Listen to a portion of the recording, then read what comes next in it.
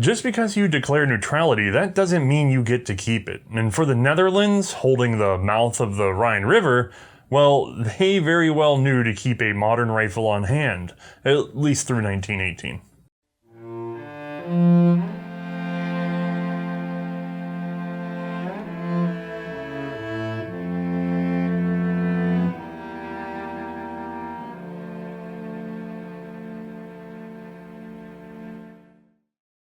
Hi, I'm Othais, and this is the Geweer 1895, the Dutch Mannlicher long rifle.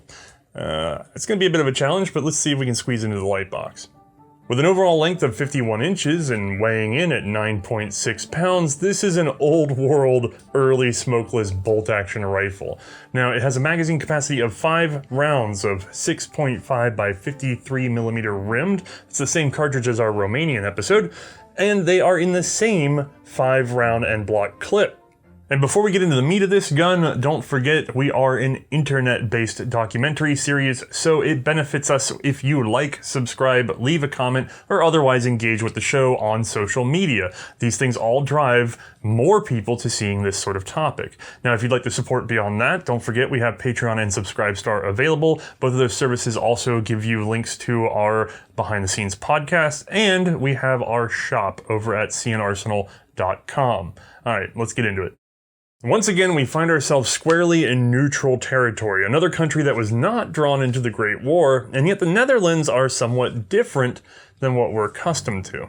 You see, the Dutch represented an odd political situation, as while they were not a great martial power, their position along the sea would make things difficult for any one nation they might ally against. Before the unification of Germany, the Dutch were generally more wary of the French, having already felt the sting of their occupation, and the French involvement in the independence of Belgium didn't make things easier.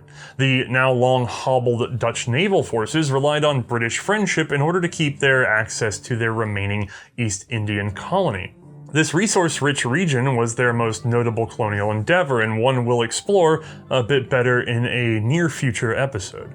But staying firmly on the continent, the Netherlands began to face a new threat with the rise of pan-Germanism. Many felt the Dutch should rejoin the new Deutsches Reich, and not just because of the shared cultural history, but also so that Germany would encompass the mouth of the Rhine. All of this would make a cautious man wary, but the Franco-Prussian War proved to be the final straw. Germany's rapid and overwhelming attack on France was intimidating enough, but combine that with the scale and ferocity of the still failed defense of France, well, those two things combined were damned frightening for the Netherlands. Occupying land that Germany may well want, seeing your old, most feared adversary swallowed whole by Germany, and add in that when the Netherlands actually attempted to mobilize their army, they completely failed to successfully do so, with many units only falling in after the dust had already settled between France and Germany. That got them all thinking about improving their now panicked army, and since we're a show that talks about small arms, well, this is the Beaumont single-shot centerfire black powder long rifle, standard issue for the Netherlands forces, starting with its introduction in 1871. And at the time, that was a modern metallic cartridge rifle, but that was at the leading edge of what is definitely the most rapidly accelerating period of development in firearms history. From the late 1860s through the early 1890s, we see the following key technologies appear. Centerfire metallic cartridges, magazine repeating shoulder arms, rapid clip or magazine loading of the same, smokeless powder, and reliable self-powered machine guns. Now that last one took a bit for tacticians to figure out, so it doesn't really factor into our story today, but it's worth noting how quickly things were changing. Smokeless powder wasn't quite ready yet when the Dutch Minister of War appointed a rifle committee in February of 1886. This began with the director of the artillery, the director of the normal shooting school, and the head of the small arms workshops, though it would later expand to include naval and East Indies Army representatives. The purpose here was to simply explore options for converting their single-shot Beaumonts, still black powder by the way, into magazine repeating rifles. The French adoption of the Lebel 1886, however, that smokeless powdered magazine repeating rifle, lit a fire under this process, as now the Dutch were 2 technologies behind, which was a lot for even a neutral power. By 1888, they had made at least one decision, adopting the Italian Vitali magazine conversion system for their own Beaumont rifles. These remained black powder, however, and still put them at a martial disadvantage. That stopgap was not going to hold for long, so the Rifle Committee had to shift their focus and began exploring samples of just about any modern rifle that they could find. Unfortunately, this was not going particularly well. Many repeating designs were already competing in the market when smokeless appeared, and now there was a great deal of confusion about which ones could actually really handle this new baseline cartridge. Unfortunately, the Netherlands couldn't afford to buy up 50 or 100 of this rifle and that rifle and that rifle and that rifle. They couldn't grind each interesting design into the dirt trying to see how long it took to break like some of the larger powers. Instead, they'd have to play it smart. And the committee soon emphasized just a few key points to try to keep things as affordable and yet reliable as possible. The primary components of concern were the cartridge, the barrel, and the locking mechanism. They should emphasize actions already adopted elsewhere, or at least heavily trialed with results available for their inspection. They were undecided on the question of whether or not to adopt a magazine cutoff, but by 1890, the feature was dropped as a concern. Magazine feed would be the standard for the Dutch. Now, for those of you who have long been fans of the show, you're in for a treat, because essentially the Dutch officials ended up focusing on 2 rifle lineages, both of which we're actually at least passingly familiar with on this particular show. The first was the Nagant rifle, assembled by the brothers, Nagant. This had competed in the Belgian trials, losing to the Mauser 1889. Moving to Russian trials, it would be much further developed, and one such gun was tested by the Dutch. Overall, it was found favorable, excepting some issues with the stripper clip. They actually liked the rapid loading, but noted 2 major problems. You had to pluck it from the action instead of just bolting forward, and novices tended to bash or cut their thumbs up trying to use it in a hurry. They thought the stripper clip was a clear improvement over single loading, but nowhere near as effective as the Mannlicher style N-block clip, one that was being shown to them on a rifle that evolved from the German Gewehr 1888 commission rifle. From our earlier episodes, this German gun was a hybrid made from merging the Austrian Mannlicher with the Mauser 7184, and with some original developments mostly overseen by one Louis Schlegelmilch. Now, I have not been able to find a primary source on the following statement that I'm about to make. However, I also have never found proof against it. It appears that by infringing on the Mannlicher patent, the German government got into legal trouble with OEWG Steyr in Austria. Whatever money did or did not change hands, the Germans ended up producing the Gewehr 1888 domestically only, and the Austrian firm walked away with the exclusive rights to produce the gun for international sales. OEWG went further and improved the rifle over the next decade or so. We've seen examples of these improvements in our Romanian and Greek episodes, plus a further cousin in our Portuguese Vergueiro. Now, these guns are often all called Mannlichers by collectors today because of their production by OEWG and their family relation with that lock, but obviously only some of them are using the Mannlicher magazine at this point.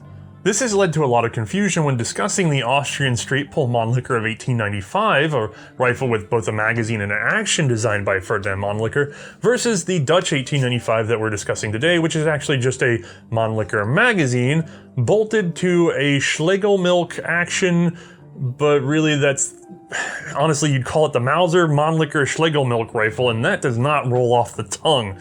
Use whatever you like, but now you know the difference at least.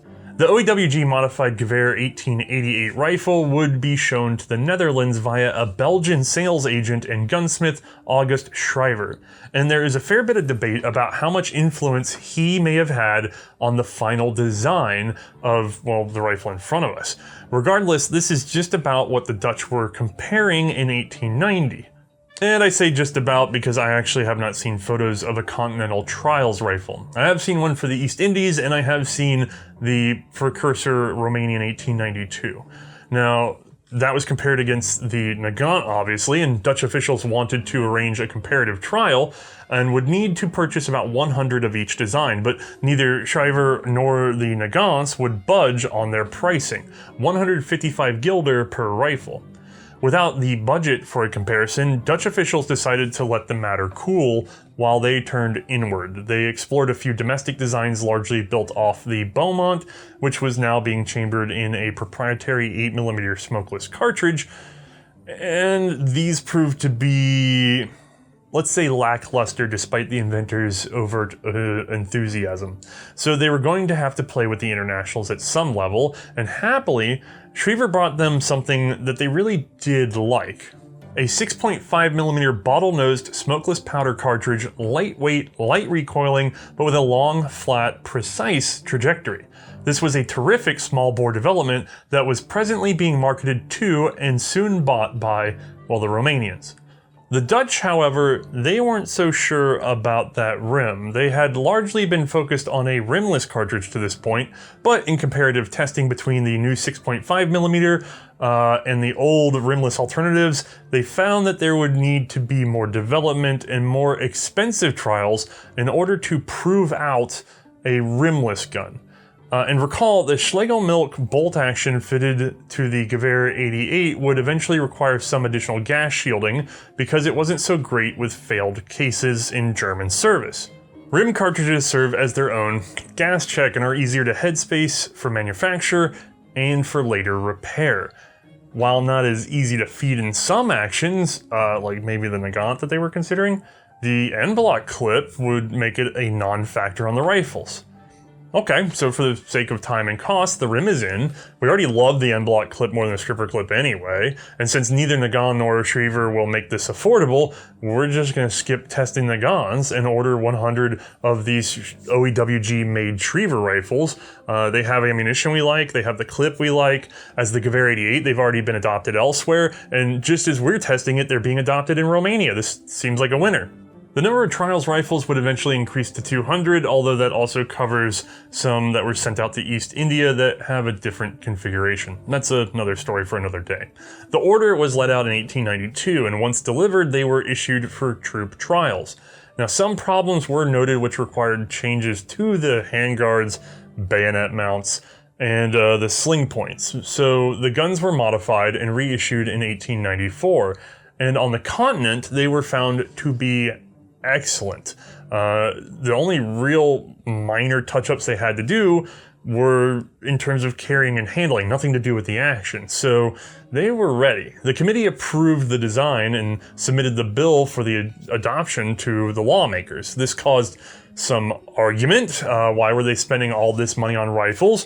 Why were the rifles being made overseas? Why wasn't the Dutch design the one that they were adopting? Won't they just be out of date in 15 years? The last one actually is pretty fair. Approval took over a year until October of 1895, which is when the contract would finally be signed. The official announcement by the Secretary of War came in December, and so by just a couple weeks' time, well, this guy became the model 1895. Let's go ahead and get a closer look though. Alright folks, this is a fairly long gun, so let's start at the front. We've got a reasonably normal muzzle end for a small 6.5mm barrel with a dovetail driftable front sight that would be set more at the armorer level.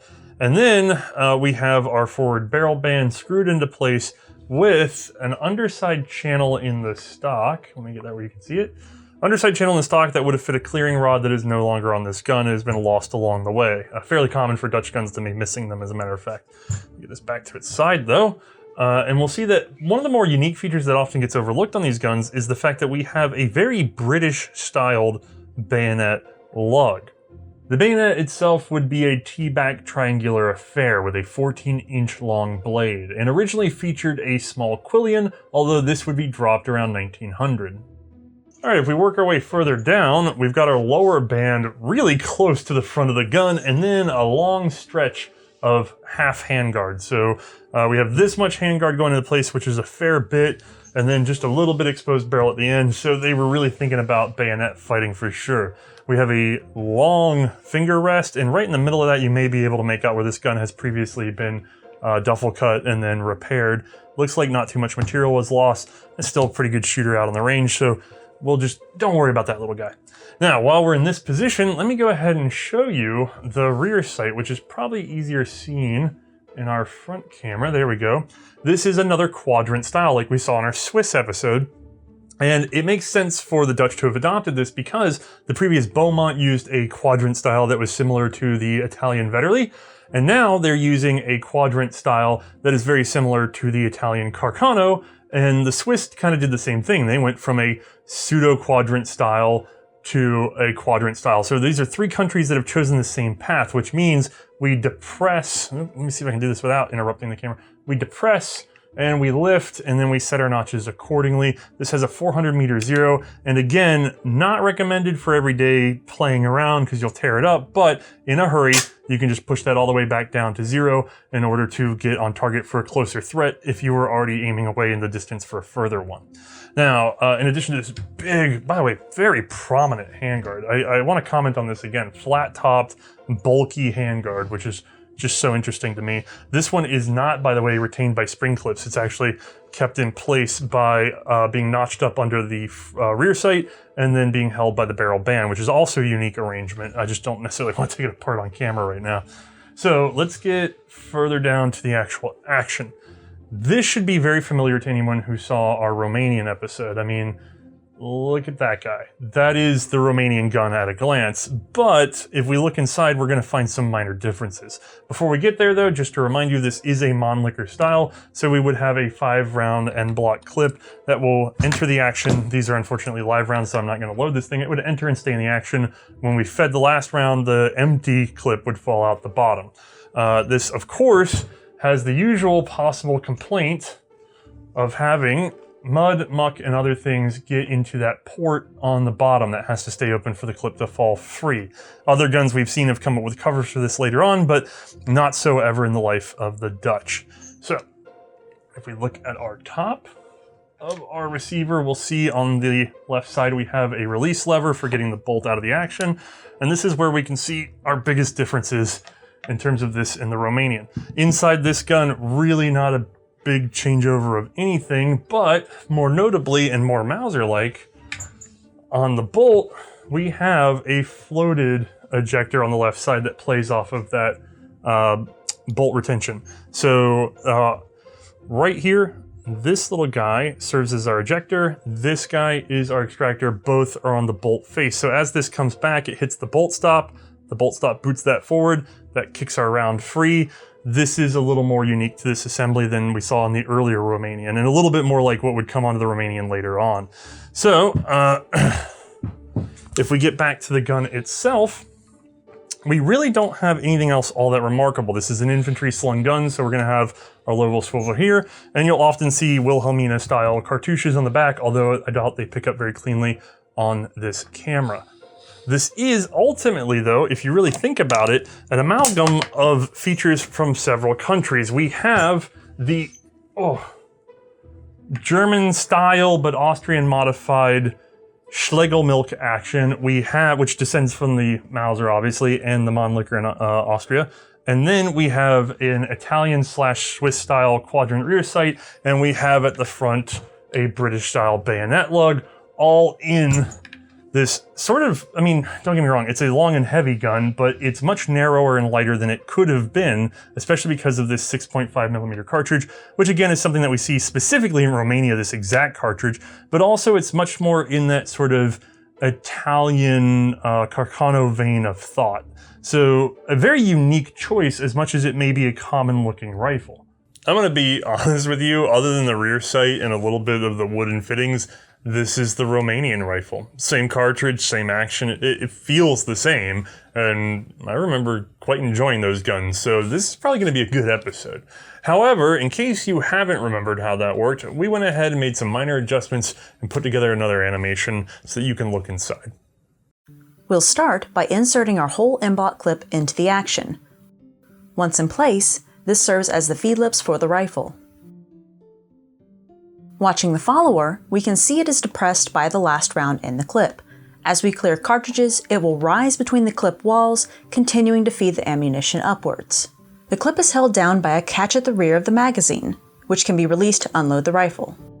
The trigger has a two-stage pull thanks to the double humps at its rear. When pulled, it tips the sear downwards against its coil spring, releasing the cocking piece. This is a cock-on-open action. When opening the bolt, the angled surface at its rear will drive the cocking piece back, which is compressed only slightly when it contacts the sear on close. Turning the rear flag safety cams the cocking piece back slightly and prevents it from being driven forward. The safety's extension also prevents the bolt from rotating, locking it shut.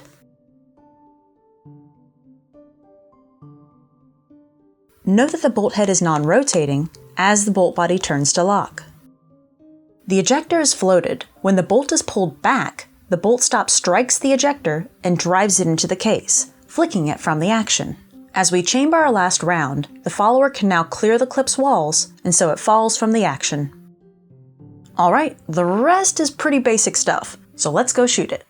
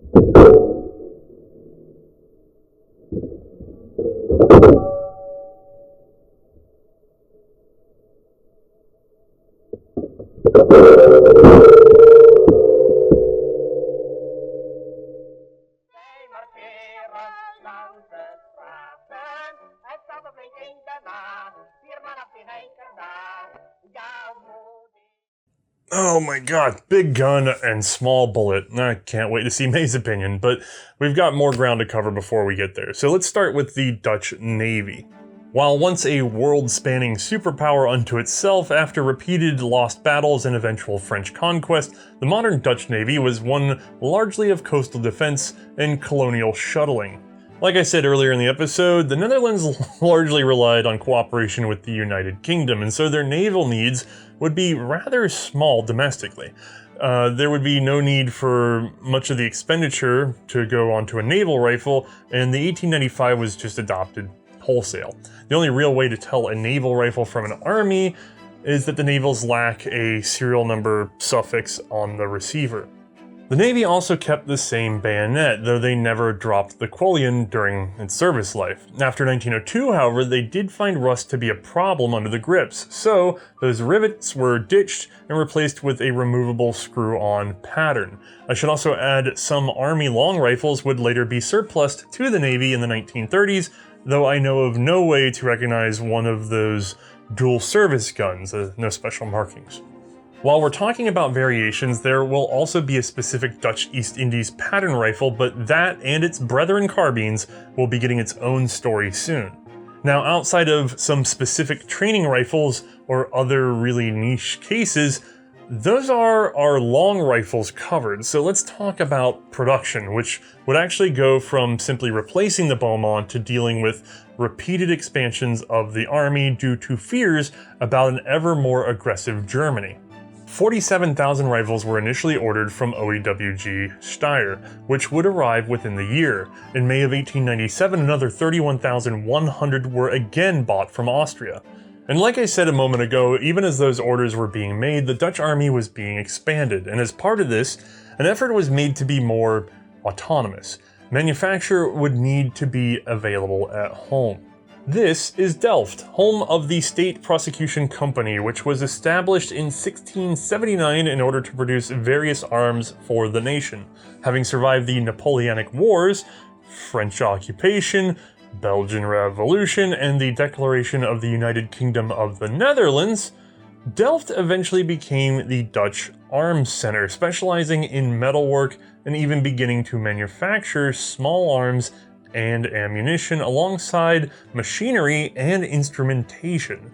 In the 1860s, they further expanded into explosives, carpentry, saddlery, barrel making, and more. In 1887, they would change names to Artillerie Inrichtingen. With no further room to expand in place, a massive remote upgrade would be planned, resulting in a location near Zaandam, which was largely worked out around the adoption of this gun and of course a focus on producing it, which means that it really gets settled down by 1899. In August of 1899, parts enough for the assembly of 10,000 rifles would be ordered from OEWG for final manufacture at AI. 15,000 more would follow in 1900 and 1901. Likely they were ordering barrels, receivers, and other major components as they got up to speed by starting with the manufacture of smaller parts and the assembly thereof. Which means the first 105,900 or so rifles, whether assembled in Austria or the Netherlands, will still be marked Steyr. It appears full domestic production, barrels, receivers, and all, made at AI would begin in 1904. Now, a lot of you collectors are thinking, I've never seen a gun marked AI or Zaandam. My Dutch guns are all marked Hembrugge. Well, the region around our new factory had originally been called De Hem, a headland. But thanks to the construction of a swing bridge in 1878, it began to be known as Hembrugge, the Hem Bridge area. When AI began producing their own guns, they marked the receivers with the regional name, just like OEWG put down Steyr, AI stamped Hembrugge. Ammunition production was also established at home, and so the Netherlands would manage to avoid the sort of problems that we saw when we talked about its sister rifle in Romania, where the war to come would see that nation warring against their own arms supplier. Although I suppose the Dutch managed to avoid this situation altogether anyway, regardless of domestic production. That does not mean, however, that they weren't preparing for battle just in case. In 1898, the military service law was amended to expand service requirements. In 1901, the exiting war minister introduced a series of reforms abolishing their inefficient and poorly trained militia and replacing it with a modernized Landwehr. He also further increased the number of conscripts. The 1905 Moroccan crisis further raised tension in Europe, and it was soon clear to many that war would eventually follow. It was just a matter of when and how. Now the Dutch army became something of a political tool. It had to be big enough and impressive enough not just to scare off an invader. No, that threat was more easily achieved by their Belgian-like strategy to simply flood a line across the country and transform themselves into a virtual island. What that approach does not protect you from, however, is concerns from other powers that don't want half your country available to anyone. Say like the French or British, who might choose to preemptively invade the Netherlands in order to prevent Germans from having free access to half the country. So the Dutch had to really shine and show off their army when speaking to international powers, even their parent allies. This was all an attempt to make them all just please leave them the heck alone. Once the Great War began in 1914, they had to actually show their hand for the most part. The reforms had allowed them to field 200,000 men at the start. Apparently both Germany and the Dutch parliament believed that this number was closer to 300,000 at that time. The army wisely corrected neither of them. They couldn't have armed that many people anyway because by 1914 they had managed roughly 234,000 rifles, but by November of 1917 they would reach 344,000, with 12,000 a month leaving the factory, a dramatic wartime increase. That increase was in the same crowded wartime market. They likely faced the same resource problems as other nations, and despite not having to be actively at war, they still had to bulk up fast in order to avoid being an easy target.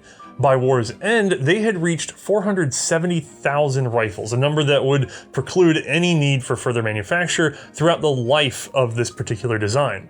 Despite fears of wood shortage, they actually managed to avoid using any wartime make-do and manufactured quality stocks and metal throughout the war. Their one concession would be to introduce a sort of grade phosphate finish to replace the deep blue of the earlier guns. Thanks to these numbers, the Dutch could swell their ranks to a peak of some 450,000 men, with roughly half of those forces remaining behind the waterline in case of invasion.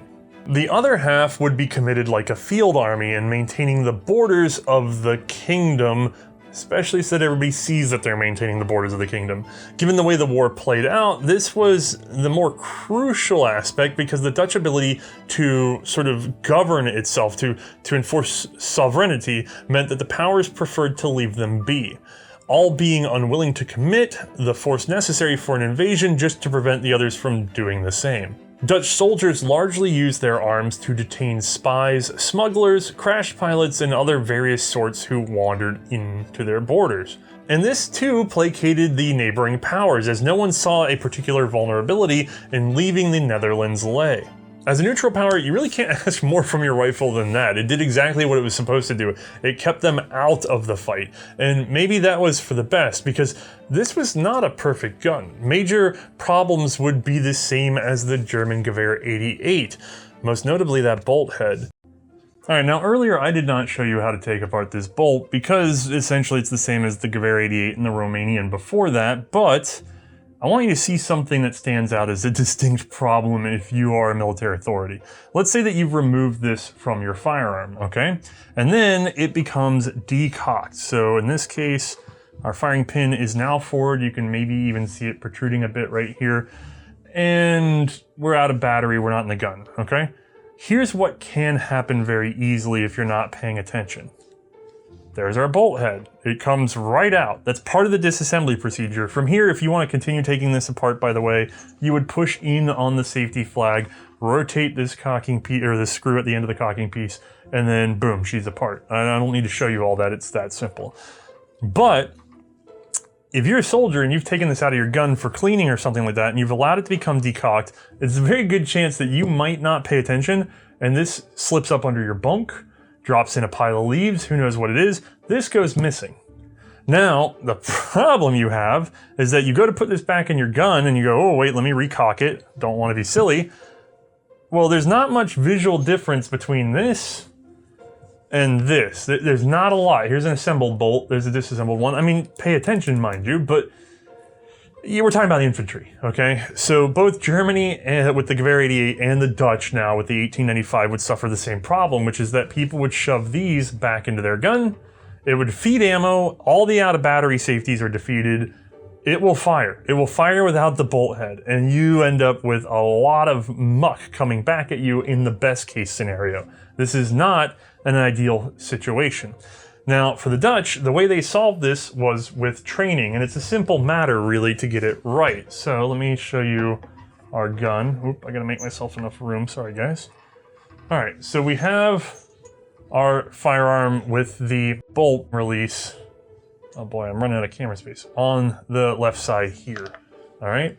If we try to insert an improper bolt,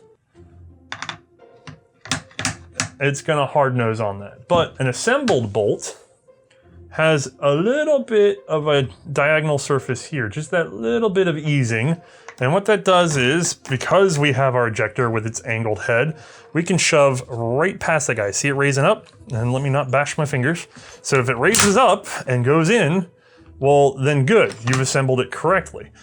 If you have to push the button in order to get it in, oh, and that's a stiff button, don't get me wrong. If you have to push the button in order to get it in, you know you've assembled it wrong. And so the infantry training became, do not hit this dang button while you are putting the bolt in the gun. If you have to hit the button while you are putting the bolt in the gun, you're gonna get blowed up real good. Don't do that. Now, a gunsmith by the name of Daub offered up a really simple solution. Just take the bolt head off, and on the bolt body, grind a little bevel in the right spot. That way an incomplete bolt could not feed a cartridge and would tip off the shooter that there was a problem. Curiously, this alteration was never adopted. Since the 1895 remained the standard long rifle through World War II, I guess I have to make some mention of it here. More than 300,000 were still available by 1940, and it was right on the front line when Germany actually did invade. And while there were some valiant defenses, most notably preventing German paratroopers from capturing their own government, overall the Royal Netherlands Army was overwhelmed and surrendered after 4 days of fighting. In this regard, the 1895 rifle was now sharing the field with a growing number of carbines, ones we will happily cover in our next episode. Despite being long, awkward, and heavy, and still sporting a dated 6.5mm ball cartridge, I really don't think that this rifle contributed much to the weakness of the Netherlands even by World War II. Rather, it was the waterline defense's inability to withstand the new Blitz tactics and technology that ultimately doomed them, and a lack of adequate armor, artillery, and aircraft. We've moved well beyond rifles by that point. The German occupation does lead us to the only real modification of the 1895 Continental long rifle, though. So you can sometimes find these rifles with stocks cut for the German Kar 98 style sling, evidence of their reissue by German forces during World War II. Post-occupation, the 1895 would finally see its retirement, and so that makes this the time for us to go get Mae's opinion on this World War I era rifle. Alright gang, once again we've made room for Mae, and we have enough room thankfully for this long 1895 Dutch rifle that is on loan from our Discord admin, who as of last week decided to rename himself King Simp. So I just realized this might have been his strategy all the time. Yeah, so thank you King Simp is a sentence I literally never thought I would utter. So let's do our usual routine. What's it like ergonomically handling that gun? All right, obviously long. We are into that 50-inch range, boys and girls again. A fair bit of weight to it. Balance, not too bad. It is a little bit forward of the magazine down here. Kind of reminds me of the Swiss guns in that regard, and just the distance between where the balance point is. But I'm right there under the rear sight where the finger grooves are, so it's not a bad placement, just something I happened to notice since we just shot those boys. She does feel a little bit narrow, though. I was noticing that, which isn't bad. I don't find narrowness in the guns as a bad thing. It's just something like it didn't feel like there was a lot more girth here than what I was expecting, I suppose. Yeah, when they get that long and that heavy, you start to expect them to be sort of wider set. And I guess, yeah. This is definitely one of the narrower long guns that we've dealt with. I wouldn't say it's not as narrow as, say, like a Steyr Mannlicher 1895. Those are very narrow in the barrel section. Yes. But this is also not quite as big in the hips as, say, the Swiss guns we just shot, like you mentioned. That's fair. That's probably why I'm feeling it's more narrow than what it probably actually is. Fair. Not too bad, though. Action, pretty smooth, pretty straightforward there. Nothing feels rough on that. The magazine, it does have a nice solid hole here in the bottom that will worry me about mud and muck, but I guess we'll talk about that a little bit later probably on. Safety, not that unusual. We're used to flag safeties, and this one's not difficult to operate. Got a nice bolt release here on the side. Otherwise, ergonomics, there's not much else to it except for, of course, again, no semi-pistol grip. Why? Why am I in this hell? They did not become common until a little bit after this. They really didn't. But yeah, I think that pretty much covers everything. Just unfortunately, she's a fair bit of length to this one. There really is. So what gun does this really remind you of? Because at this point, it's the same length, it's practically the same weight, same magazine, same cartridge, same action. Other than the rear sight, it's nearly identical to something that we've already shot. The Romanians. Oh, that's right. It is pretty close to them, isn't it? Yeah. It's nearly identical. Even the round, too. That's crazy, isn't it? That's the Dutch liked the Romanian round. The Steyr had already offered it up to the Romanians. The Dutch saw the 6.5 as a good cartridge. The development was already done, because don't forget, this was a budget concern for the Dutch. They wanted to save money, and the big way you save money is to not start a whole bunch of development programs on your own and send stuff back and forth. You go, is that working? I'll take that. And you just take it right off the shelf. And so that's why this gun seems to be almost identical to that Romanian in a lot of ways, except the Dutch went with their own bayonet lug system and they went with their own rear sight. Now, we talk about the Romanian 93. I'm trying to remember which one of the Romanians this was. So it's not quite the same as it's closer to the 93 than the 92. It does have some other minor differences in terms of the bolt construction, but I mean, so you can't just swap parts between them. Right. But in terms of usage and construction cost, all that sort of stuff, I mean, they are bang on. Very minor changes. Very cool. Costly, or not costly changes there, I guess. Yeah, if you go back to our episodes on those guns, by the way, you can see the differences in basically the ejector. And I find this one to be a little simpler than that first Romanian pattern. Fair enough. So, I guess really when we talk about this gun, you've already shot it. You've shot a near identical one. Mm-hmm. Except the difference is going to come down into a little bit of the stocking, a little bit of the sights. How does it feel to actually shoot this gun? All right, lining up my sights. Yeah, I've got these big quadrant sights with that triangle front sight, which honestly not a hard read for me. It's just these wings on the quadrant sights are always just so big. Right, they get in the way of your vision just a bit. Just a bit. To my memory, the Romanians had a ladder sight. Yes, they did. Which would not interrupt your field of view, but then it's also a ladder sight. Right. I think I really would prefer this one between the two. Just in terms of utility of trying to adjust how far you're firing? Yeah, I think so. I think this would be a little bit of an easier read for me. I do, I really appreciate the fact that quadrant sights especially tend to be slap off. So if you're way up on the ladder, you can just slap it down and you're back to zero. There's somebody right here, slap and go. Right. That's pretty good. Okay, what else? Recoil on this one, definitely not too bad. Oh, I didn't even mention the trigger or anything. So pulling the trigger, it was middle of the ground, nothing really super remarkable there that I can recall. I don't remember feeling anything like it was gritty or anything. I consider it to be a smooth two-stage military trigger. As a matter of fact, given that this came off the Gewehr 88, it feels like a Gewehr 88. Yeah, actually, it's pretty close to that one. Right. Not bad. And the recoil, as I was just saying, really nothing too much to it. I don't even think I remember feeling that my shoulder was, like, we went through, I think, maybe 3 different shooting segments with this gun, if I recall correctly. Or ones like it. There's more episodes. Right. And I just don't remember it being that much to it. Like, I remember just being able to pull it back down, realign my sight line pretty quickly on this one. Yeah, these are fast. There's some validity to that small, fast-moving 6.5 cartridge being a good target cartridge, essentially. Like, high accuracy. Makes it a lot easier on the shooter. And we didn't really talk about it, but we kind of skipped over the part, but loading this one, especially with how fast you can get with it, I imagine loading plus like just cycling and be able to realign my sights pretty quickly, you can get probably pretty fast with these guys. Yeah. Okay, you tell me. We've shot a lot of end block clip guns. Mm-hmm. In concept, not in the actual experience, but in concept, which do you prefer? End block clips or stripper clips? So if I'm strictly speaking in terms of speed loading and just being able to get it in the gun and go, I would obviously say end block clips are way faster, way easier, and they just almost always, they've gone in and go. But the problem comes, and we brought this up before, is if there's something wrong with the end block itself, like if it's deformed or if there's an issue right at the lips, it can cause feeding issues, or just in general, you can't even get it in the gun. We had problems like with the RSC and things like that in the past. We've also had guns that seem to be in very good shape with very good condition end block clips, but still 100 years old. Yeah. But they seem to be good condition. And you think everything's going to go fine. And then you end up with bad feeds. You end up with them springing back out of the action.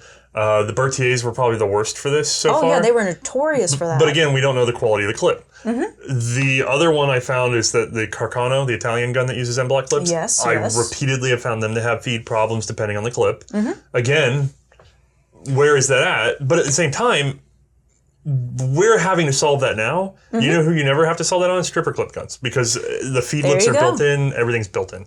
It's all pretty much safe. So yeah, granted, you could argue one is better than the other in terms of speed, but then the stripper clip, there's the resilience of them. They don't need to be that fantastic. They just need to strip off the clip. Yeah, you tell me wartime manufacturing, and I'm probably going to have more faith in a stripper clip than I will in an end block clip system. Mm-hmm. But that being said, the Dutch and Romanian guns use the exact same clip for the exact same ammo to the exact same magazine. And on all the Romanians and on all the Dutches that we've handled, they've all gone in and stayed in and fed perfectly. I will agree. They've been perfect every time. So whenever I think of an end block clip loader, I tend to think of these as being the best example of them. In that regard, I've very much enjoyed the end block clips. Yeah, I agree. So far, these have been some of the shining ones out of the end block clip systems. Right. Which is kind of funny because the Mannlichers themselves are not always that great with them. Right. so anyway.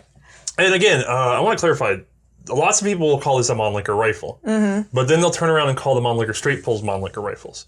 And what they share in common is just the magazine system. Right. So I would almost want to invite the community to start trying to say maybe OEWG export guns, maybe Schlegel milk guns, which is, by the way, a simplification. Kind of like show the difference, like just say that there is a difference. That way, it's perceived as a difference too. To my knowledge, the reason I call him Schlegel milks is that he was the one, to my understanding of it, that moved the locking lugs from the Mauser 7184 up to the front. And so there was lots of guys involved in that, but it's just a name that we can put to it. I'm not saying that he developed this entire gun for Germany, like you would think of as a Mauser or Mannlicher, but it's almost like a way to talk about these guns that are distinctly different and yet share the same name as another series of guns. I can see that. Yeah, especially with these 1895s. And you guys know what a Steyr Mannlicher 1895 is. We already did an episode on it. It's a straight pull rifle that remains standard for Austria-Hungary. Right. When you call this a Mannlicher 1895? Not which gun? You have to specify, and I've seen confusion about this repeatedly. So yeah, I can only imagine. Anyway, this is the essentially Gewehr 88 action. It's gone through the Romanian that you seem to enjoy. I remember that episode you gave them a soft yes. Yeah, but all of the Romanians, weirdly, I gave a soft yes, yeah. Yep. Now we're into a Dutch long rifle. They did not go into the war. Right. But how confidence-inspiring is this? Does it show any real improvement over the other models you've seen? So yeah, if I try to think of these... If I try to think of this like with the Romanian, I do prefer these quadrant sights over the Romanian, even though it's still not my favorite sight setup, but I prefer this over that ladder sight. And then the bayonet lug on this one, it does seem like it's probably stronger. It's just unfortunately we don't really test that, so that's probably an improvement there too. You know, I just don't like how long this is, but I can't see myself necessarily giving this a no, but it's more like it just gets a soft yes just because of just some of the other things we mentioned, the length, the fact that I've still got, in-block and everything about that. Is there any way we can shorten this guy up, though, to give me a bit of a stronger yes? That's our next episode, because a lot of the problems you're facing are the fact that this is such a big gun. I mean, we're in the Lebel-sized territory. Right. And we're pushing a 6.5 millimeter cartridge, which, by the way, I don't believe made it to a Spitzer before World War I. So, but again, not used in the war, but... So we have the 6.5 thing, too. A lot of countries did not go to Spitzer for 6.5 because the gains on speed for Spitzer really reduced their actual sectional density to the point that it wasn't a good trade-off for them. So they went, we could get it a little faster, but we're already going really fast for 6.5, and we're going to lose a lot of mass if we go to Spitzer. So the interesting thing is, I don't mind a bottlenosed 6.5 cartridge in World War I. I know it doesn't seem modern to have a bottlenose cartridge. I know people sort of laugh at the Italians for having bottlenose cartridges all the way into World War II, but realistically, I don't think it's that big of a deal. Like, the reason why most countries didn't make that jump very quickly, if they made it at all, is because ballistically it's not that big of a deal, especially at the ranges we're talking about for World War I. At the ranges, yeah. So I like the cartridge. I like the light recoil. I think it's a perfectly... It was beautiful. It really was. It's a perfectly lethal cartridge, although a lot of countries did try to move to heavier cartridges than this post-World War I. Fair. I consider it to be very serviceable. I don't think it hurts compared to most of the non-mainline rifles that we think of in World War I. Now, do I want this more than a Gewehr 98? I take the Gewehr 98. Yeah, I'd take the Gewehr 98. And then especially if you get into like a Car 98 AZ or something like that, I'm very much going to take the upgrade. Because there are some ergonomic issues. Being a Gewehr 88 derivative, we have the split breech receiver. Our bolt handle is way far forward, so... Yeah, it's really far forward to that trigger right there. And then just in terms of rapidity, it's going to drop us way out here, and we got to come back and find our trigger. And just there's some ergonomic issues, you know what I mean? Ones that were solved by other rifles that we like much better later in the war. Don't forget, when we compare this to other rifles in the war, we get to talk about things like the Enfield 1917. Yeah, it's true. And so... Pretty big competitors there. Yeah. But overall, good guns. Yeah, no, they're good. And they certainly lasted over, 1895 through at least 1945 for the Dutch. That's impressive. Yeah, and then a lot of them, as we're going to find out in a later episode, would go on and serve in Indonesia for a number of years. So there's a lot of pluses to this gun, and we're really only scratching the surface, which is why we're kind of being a little cautious about talking with it, because there's a lot of versions of this gun. Really? There's a lot of versions? Maybe only one or two, right? Yeah. Welcome to part 1 of 3 episodes, just from trying to list all the variations. I hope you guys wanted to hear a lot about Dutch guns. It's like the Seussical book of Dutch guns. Oh, well, there'll be rhyming. There'll be all sorts of fun, but that's going to happen next time, because I think we're wrapping this one up, right? Yeah, I think we pretty much covered everything with this one. Thank you again, King Simp, for the lend. He's so happy you're saying this. I know. I know. So. Keep an eye out for these guys. They come up in the surplus market, and they're usually underappreciated. They do require hand loading and things like that. But I've found them all to be really resilient actions. I've almost never seen, I don't think I can think of one that's ever been DQ'd. Extremely strong guns. Pretty resilient. Underappreciated. So I really like the Dutch guns. Yeah, they're pretty sweet. All right, well, that's going to wrap us out, guys. Stay tuned after the credits for any updates, and we'll see you next time to talk about more of these unusual Dutch rifles. Night, guys.